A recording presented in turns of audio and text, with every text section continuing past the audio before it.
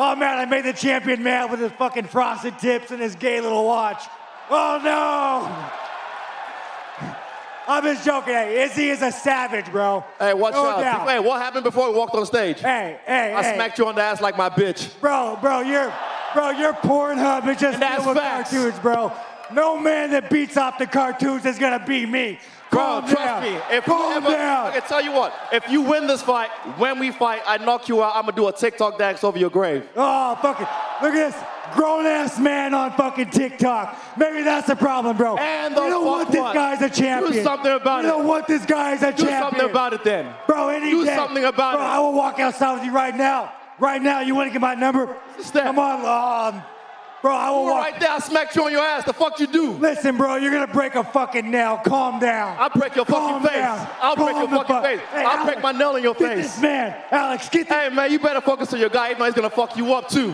Bonjour à toutes et à tous, bienvenue dans le podcast La Sueur, salut Big Rusty. On va parler de Sean Strickland qui a animé la conférence de presse de l'UFC 276 comme personne. Grâce à lui, il y a eu quand même pas mal de petits échanges avec Israel Adesanya notamment, Alex Pereira n'étant pas pour l'instant fluent en anglais, c'était un petit peu plus compliqué, mais heureusement... Fluent qui veut dire en français bilingue. Oui, ou fluide. Fluide, voilà, exactement. Fluent. Fluide en anglais, et donc voilà, il pose aussi lui des petites cartes pour éventuellement en cas de victoire se rapprocher du title shot face à Israel Adesanya. Et puis il y aura un petit point sur les échanges entre Volkanovski et Max Holloway.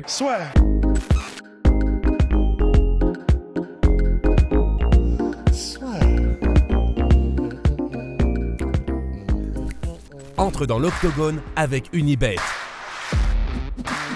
Qui sera le vainqueur du combat? En combien de rounds? Fais tes paris sur l'app numéro 1 et profite de 150 € offerts sur ton premier pari. Donc Big Rusty, Sean Strickland, là est-ce qu'il est en train de devenir finalement toute proportion gardée, ne vous inquiétez pas, le Conor McGregor des middleweight, en tout cas en conférence de presse. Ce qui est important aussi à dire, c'est que c'était sa toute première conférence de presse. C'est vrai qu'il y en a pas mal qui peuvent être un petit peu impressionnés par ça, surtout que c'était pas le combat non plus le plus important, mais chaque fois qu'on lui a tendu le micro, il a réussi à divertir, surtout sur un terrain sur lequel on ne l'attendait pas, parce que tout le monde était en mode bon, va peut-être y avoir des petites sorties de route, mais non. Ouais, non, absolument. Honnêtement, là, si jamais il gagne contre Pereira, il s'est assuré le title shot rien qu'avec ce qu'il a dit à Adesanya, ce qui est extraordinaire.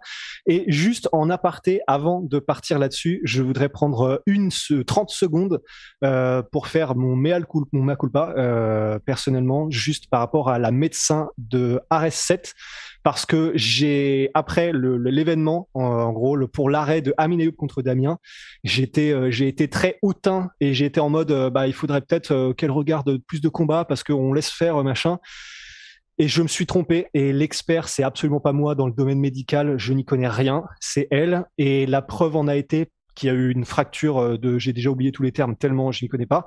Mais il y a eu une fracture. Elle l'a vue et donc elle a arrêté le combat pour le bien. Pour la protection, en gros, de l'intégrité physique du combattant. Donc voilà, on est toujours en train de dire qu'il vaut mieux arrêter les combats trop tôt que trop tard pour le bien de l'humain qu'il y a derrière le combattant. Et voilà, et elle l'a fait et elle s'est pris pas mal de bâches par rapport à ça, dont le mien, et je regrette beaucoup et je lui présente publiquement mes sincères excuses. C'est une bonne leçon pour moi. C'est faire gaffe à ce que je dis et tourner ma langue cette fois dans ma bouche avant de dire un truc sur un terrain que je maîtrise pas. Voilà. Et pour revenir du coup à Strickland, oui, pour moi là, honnêtement, c'est clair, c'est net, c'est précis. Il s'est offert le prochain title shot en cas de victoire parce que, en fait, oui, la conférence de presse déjà, elle a fait du bien parce que je sais pas, il y a longtemps que j'avais pas eu. C'est pas de la hype, mais je m'étais pas marré en regardant une conférence de presse, mais vraiment marré, tu vois. Les échanges qu'il y a eu entre Strickland et Adesanya, c'était vraiment, vraiment marrant. Et ça m'a beaucoup rappelé. Parce que c'était dans la bonne humeur en fait. Ça m'a beaucoup rappelé soit les conférences de presse de Conor avec genre Chad Mendes, genre le Chad Mendes lui dit un truc et Conor répond, mais genre alors que ça n'a rien à voir.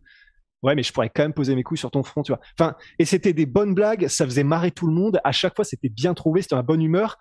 Et en plus, il fait gros trash talk avec de l'esprit, etc. Mais à l'époque, du coup, il n'oublie pas quand même de rendre à Chad Mendes, à José Aldo, que ce sont comme des très bons combattants, mais en rajoutant une couche. Et on peut aussi aller chercher du côté de Chael Sonnen contre Anderson Silva. Et en fait, moi, j'ai eu vraiment des flashbacks de particulièrement ces moments-là avec Chael Sonnen quand ils sont à la conférence de presse où il y a Thiago Alves à sa droite. Et en fait, ça m'a beaucoup rappelé ça parce que à l'époque, c'était contre Anderson Silva. Chael Sonnen, à un moment donné, il fait ouais, j'étais fatigué, j'étais sous-entraîné, j'avais même pas de motivation, mais j'étais quand même suffisamment solide pour battre ce mec. Et en gros, il le dit d'une manière, là, ça va pas l'air d'être une vanne du tout, je sais, mais il le dit d'une manière qui est vraiment drôle. Et juste à côté, t'as Thiago Alves qui est pourtant brésilien et tout, qui peut pas s'empêcher de se marrer. Et là, j'ai eu ce flashback-là, puisque à côté de Sean Strickland, à sa droite, t'avais Robbie Lawler, qui est même délire que Thiago Alves. Hein. C'est genre un destructeur, un mec qui parle pas beaucoup, mais du coup, quand il se marre, t'es heureux. Et là, pareil, Robbie Lawler, tu sentais qu'il était comme un gosse. Et d'ailleurs, il l'a dit. À un moment donné, il prend le micro, Robbie Lawler, et il fait bah franchement, je suis trop content d'être ici avec tous ces champions, avec tous ces badass. Et il rajoute, en typique Robbie Lawler, et il rajoute, je suis très excité de combattre, et mon corps aussi est très excité de combattre. J'ai hâte d'être samedi. C'est quand même extraordinaire. C'est-à-dire que la légende Robbie Lawler considère qu'il y a lui et il y a genre son exosquelette de combat qui est prêt, tu vois, enfin, pour la bataille. C'est typique Robbie Lawler. Mais effectivement, vraiment, ça m'a rappelé un petit peu des conférences de presse vraiment marrantes avec ces deux OG du trash talk, parce qu'il en faut bien, que sont Chael Sonnen et Conor. Parce que bah là, pour vous citer par exemple les échanges de Sean Strickland, donc il y en a un particulièrement où il fait Sean Strickland, aucun mec, parce que du coup on sait qu'il est fan d'animé, Adesanya. Là c'était des hentai en particulier. C'était des hentai, voilà, les dessins animés pornographiques japonais. Et en gros il dit, aucun mec qui se branle sur des dessins animés ne va me battre. Et du coup, donc ça y est, alors là, honnêtement, c'était vraiment marrant, tu vois, comme truc. Et du coup, ça a fait un petit oh dans le public. Et là, il y a eu un échange. J'en avais pas entendu depuis longtemps des échanges vraiment fun comme cela. Où du coup, t'as Adesanya qui répond, quand on combattra après que je t'ai mis KO, je ferai une danse TikTok sur ta tombe. Donc, ce qui est bien répondu par rapport à genre millennials, faire des danses TikTok, et les animés, etc. Enfin, d'après ce que j'ai compris. Hein. Et du coup, je pense que c'est ça. Et du coup, immédiatement, bah, il réembraye sur TikTok Sean Strickland en mode mais calme-toi, Izzy, calme-toi, tu vas te casser un ongle, parce que aussi il se peint les ongles à Adesanya. Faudrait peut-être que je demande à Alex de te mettre une branlée. Donc il y avait le mec à Mikao Adesanya qui était juste à côté. Tout était parfait, tu vois, tout le décorum était parfait. Et du coup, tu sentais qu'il s'amusait en fait, Sean Strickland. Il avait vraiment des bonnes répliques, des bonnes punchlines. Ah mais surtout ensuite quand ça a switché sur Alex Pereira, c'est là que moi j'étais en mode le gars il était venu avec les bombes quoi pour Adesanya. Mais c'est ça, et parce que du coup il se tourne vers Alex Pereira et il fait Alex, occupe-toi de lui. C'est en mode je jette mon Pokémon. Et en gros, et en plus vraiment c'était incroyable parce qu'il fait, il prend Alex, il lui dit vas-y machin, occupe-toi. Il réembraye immédiatement avec mais je veux pas juger les gens qui ont des addictions au porno dessin animé. Et là t'as Adesanya qui fait ça s'appelle du hentai, et du coup t'as évidemment ça repart. Sean Strickland qui est en mode mon dieu, bah putain voilà, ça s'appelle du hentai mais c'est pas possible. Enfin, et surtout du coup ensuite il réembraye sur, et ça c'est le mindfuck ultime quand t'es en face à face avec le mec mais que tu le trash talk, c'est quand même de dire mais bon quand même c'est vraiment un gars bien easy donc je le respecte, c'est un gars solide. Tu lui mets la totale en fait, tu le trash talk et c'est vraiment marrant. En même temps tu comment dire, tu lui rends ce qui lui est dû, c'est-à-dire que c'est quand même un énorme monstre. Et c'est fun, c'est dans la bonne humeur, même si bah, tu mets quand même des énormes taquets, mais ça reste dans la bonne humeur.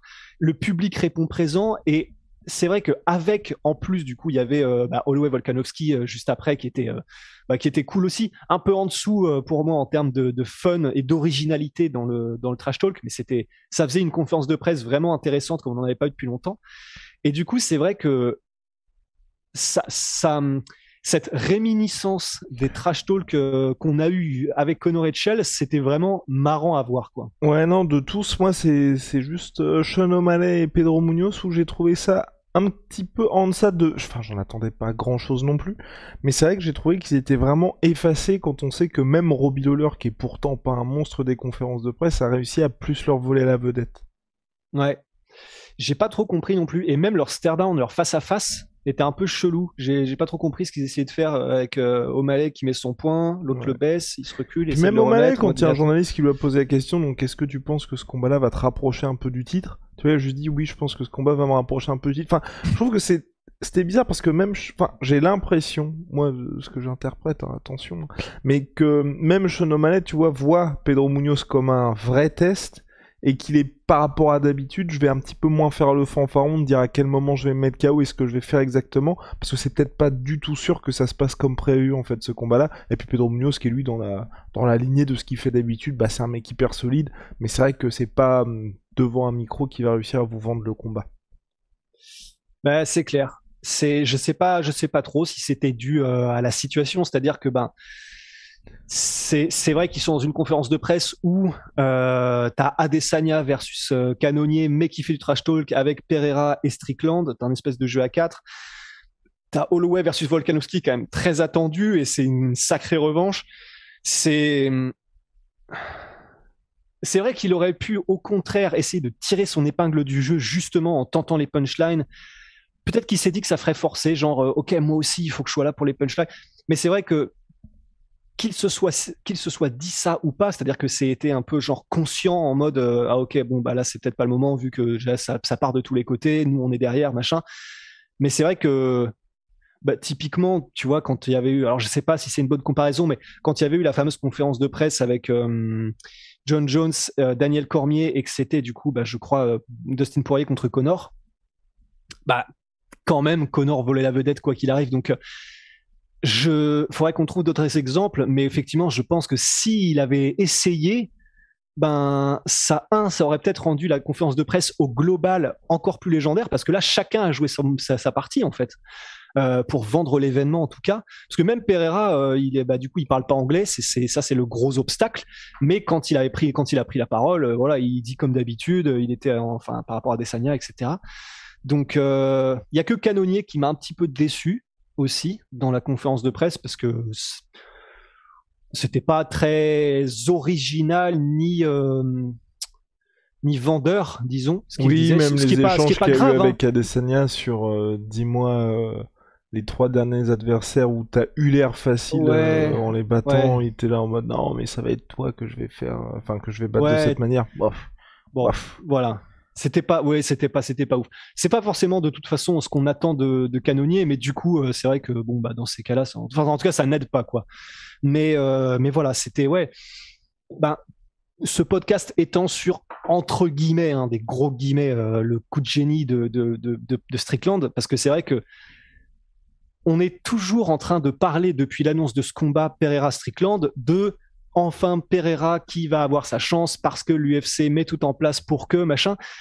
Mais il a vraiment très très bien joué son coup, Strickland, parce que du coup maintenant on est tout autant intéressé par Strickland versus Adesanya, en tout cas en termes de ce que ça donnerait dans les conférences, dans le trash talk, etc. Ce qui fait partie aussi un petit peu du décorum, que par l'aspect technique de Pereira versus Adesanya. Mais c'est exactement ça. Moi, il a très bien joué quoi. Sportivement, je vais mettre largement en 1 Pereira Adesanya.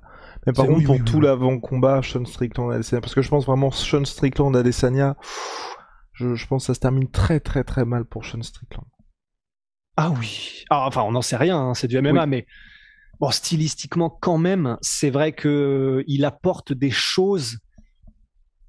Il me semble quand même que Adesanya a déjà vu, même si chaque combattant a son style unique, mais un bon boxeur en anglaise qui peut utiliser sa lutte, mais qui n'a pas forcément d'avantage de vitesse, ni de puissance, ni d'armes différentes, c'est vrai que ça paraît tendu. Et puis là où il est très très bon, c'est aussi dans son anglaise, où il y a très peu de combattants MMA qui l'ont vu, mais avec tout le bagage qu'a Adesanya en striking, je pense que c'est pas quelque chose qu'il n'a jamais vu, au contraire de tous les gars qui affrontent Sean Strickland et qui sont complètement désarçonnés par son style de combat. De toute façon, on aura un petit élément de réponse dans la nuit de samedi à dimanche face à Alex Pereira. En tout cas, chapeau, franchement, à Sean Strickland, parce que c'est vrai que l'échange a vraiment bien marché quand on regarde même au niveau des chiffres.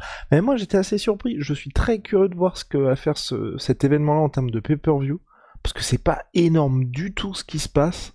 Et cet échange-là a clairement tout écrasé entre Adesanya et Pereira. Et entre Adesanya et Sean Strickland. Mais c'est très bizarre l'année qu'il y a actuellement à l'UFC. Ouais, c'est là, tu vois, je suis prêt à parier. Qu'il y a des gens à parier, qu'il y a des gens qui suivent peut-être le MMA de loin, ça se trouve qui ont vu les vidéos et qui sont en mode putain stylé. Du coup, les deux gars qui se trash talk, du coup, ils combattent samedi, tu vois. Et Et c'est vrai que ça fait bizarre. La dernière fois qu'il y a eu peut-être un truc équivalent, c'était, je sais pas, peut-être Phil Davis contre John Jones, mais encore que c'était que Phil Davis qui parlait de John Jones et John Jones qui était en mode oui, bon bah si tu veux. Mais c'est vrai que deux combattants comme ça, qui ont chacun leur combat sur la même carte, qui est un combat important, et qui se tournent l'un vers l'autre pour clairement se parler dans un couloir de ce qu'ils vont. Enfin, c'est vrai que je sais pas ce qu'on peut en dire, mais c'est effectivement très étrange. La plupart des gens maintenant sont là probablement plus intéressés par un combat Strickland Adesanya là pour samedi que Cannonier Adesanya. Enfin, c'est vraiment ouais. Étrange. De toute façon, pour le combat au global, on en avait déjà parlé, hein. Mais c'est vraiment Adesanya là la superstar. Cannonier est très très très très loin derrière. Et puis sinon, Max Holloway, Volkanovski qui est très intéressant, mais vous l'avez remarqué, je m'attendais pas à ça moi du tout. C'est que il s'est fait huer mais copieusement Volkanovski. Je pensais pas à ce point-là, tu vois, que les gens étaient derrière Max Holloway pour la trilogie. Bah moi non plus, d'autant plus que je pensais qu'il y avait vraiment eu un tournant. Un tournant? Bah ouais, parce que après son combat contre Ortega, tout le monde et nous les premiers étions en mode là c'est plus possible de nier la qualité de champion de Volkanovski, 2 il est vraiment en train de rentrer dans son personnage, il est pas en train de rentrer dans son personnage parce que ça voudrait dire qu'il joue un jeu, mais il est en train d'être de plus en plus lui-même avec aise. Je sais pas si tu vois ce que je veux dire. Et du coup, maintenant, il hésite même plus, il fait des vannes, tu sens que tout est naturel et authentique. Et du coup, il est fun, il est marrant, etc. Et moi, j'étais vraiment persuadé aussi que ce Volkanovski-là, maintenant, les gens avaient été tout autant que les gens aimaient tout autant entendre et regarder ce nouveau Volkanovski et qui n'avait plus rien de spécial contre lui. Et c'est vrai que ça m'a beaucoup surpris aussi d'entendre que visiblement il avait beaucoup de détracteurs qui voulaient donner de la voix. Donc ouais, ça aussi très étonnant. Et après peut-être que là on s'attache à du détail, mais effectivement si ça se trouve il y avait juste pour cette conférence-là particulièrement un gros détachement de fans de Max Holloway et qui du coup ont fait comme si c'était représentatif de toute l'opinion publique, mais bon c'est peut-être aussi tout simplement ça. Réponse là encore dans la nuit de samedi à dimanche quand ils entreront, mais c'est vrai que Max Holloway ça fait un moment qui parle de Vegas comme de sa seconde maison, donc c'est vrai qu'il y a peut-être aussi tous les mecs qui sont sur place, et puis c'est comme quand on regarde, tu vois que ce soit les Dustin Poirier, la plupart des adversaires de Conor, chaque fois qu'ils affrontent un autre gars, ce sont eux qui sont le plus appréciés par le public jusqu'à ce qu'ils se tapent Conor McGregor, et donc là peut-être que Volkanovski c'est la même chose également. Peut-être, ouais. Oui, de toute façon ça a toujours été un favori des fans, Max Holloway, et ça continue de l'être. Donc oui, il y a peut-être un petit peu de ça. Je suis quand même surpris parce que même si t'es fan d'un gars, quand l'autre gars est ultra légitime, tu vois, c'est comme. C'est comme pour toi cette fraude est légitime. Tu peux pas. Mais pour moi, du coup, c'est comme Robbie Lawler, tu vois, tu peux pas siffler Robbie Lawler. Je suis d'accord avec toi. T'as pas le droit, c'est dans la loi, tu vois. Surtout qu'on l'avait dit pour Volkanovski, là, il a clairement fait le taf, donc. Mais oui, c'est pour ça. C'est pour ça que très surprenant. Après, c'est toujours la même chose. Je pense aussi les gens ont un peu en travers de la gorge toujours les 2 précédents combats, même si depuis, il a salement fait le travail. Oui, et puis. Il a fait le travail et il est revenu en plus sur ses déclarations parce que tu sais il y avait les combats en eux-mêmes, mais tu peux pas en vouloir à Max Holloway, à Volkanovski d'avoir eu des décisions très très serrées, mais il avait dit en gros je sais plus exactement quels étaient les mots qu'il avait choisis, tu vois, mais il était en mode c'est bon, maintenant je le combats plus, c'est bon, je l'ai battu 2 fois, ça suffit, tu vois ce que ne veulent pas entendre les fans, quoi. Mais sauf que fans, évidemment, que exactement comme tes excuses publiques qui ont été faites il y a quelques minutes, il y a toujours plus de gens qui vont regarder le moment où il y a du drama que le moment où la personne va s'excuser ou le moment où la vérité va éclore, malheureusement. Et donc c'est ce qui se passe tout le temps. Je pensais d'ailleurs qu'on l'avait mis en mea culpa en commentaire épinglé et qu'on l'avait vu dans le live le dimanche même d'ailleurs. Exactement, Big Rusty. Donc voilà. En tout cas, on se retrouve très vite pour de nouvelles aventures. Quand je dis de nouvelles aventures, je parle de la nuit de samedi à dimanche à partir de 4h du matin pour la même carte de l'UFC 276. Je vais peut-être même, donc on va être en live à partir de 4h du matin sur Twitch, sur notre chaîne Twitch. Je pense, il y a peut-être moins que je fasse nuit blanche parce que j'ai regardé toute la carte, c'est un truc de malade. Attends. Parce que déjà la main card elle est fat. Non mais même les early prelims. Les early prelims, Enfin, c'est compliqué de manquer les early prelims. Compliqué de manquer les early prelims. Regardez Big Rusty. Qu'est-ce qu'on a dès minuit? Oh! Déjà, on a Uriah Hall, André Muniz. Voilà. Et ça, j'étais très surpris. Tout le monde, ça, c'est le main event des early prelims. Et regarde, et les prélims tout court, c'est digne d'un Fight Night UFC. Brad Tavares, Dricus Duplessis. Duplessis, putain, déjà, c'est vraiment gros combat. Jim Miller, Donald Cerrone, gros combat de vétérans. Yann Gary qui revient. Il y a quand même, c'est Yann Gary. Il y a une hype. Hein. Voilà, je sais pas s'il y a une hype, mais en tout cas, il fait parler de lui, donc c'est intéressant. Et Brad Riddle, Jalin Turner. Voilà, c'est ça. Et ça, c'est le main event. Donc, ça va être compliqué cette nuit-là. Putain, j'avoue. Mais ouais. Bah enfin, on se retrouve tous ensemble pour cet événement-là. Big shout à MySweetPea, MySweetProtein. En ce moment, c'est les soldes, donc sur tous mes protéines avec le code LASFEUR, vous avez un pourcentage supplémentaire. Big Rusty, see ya.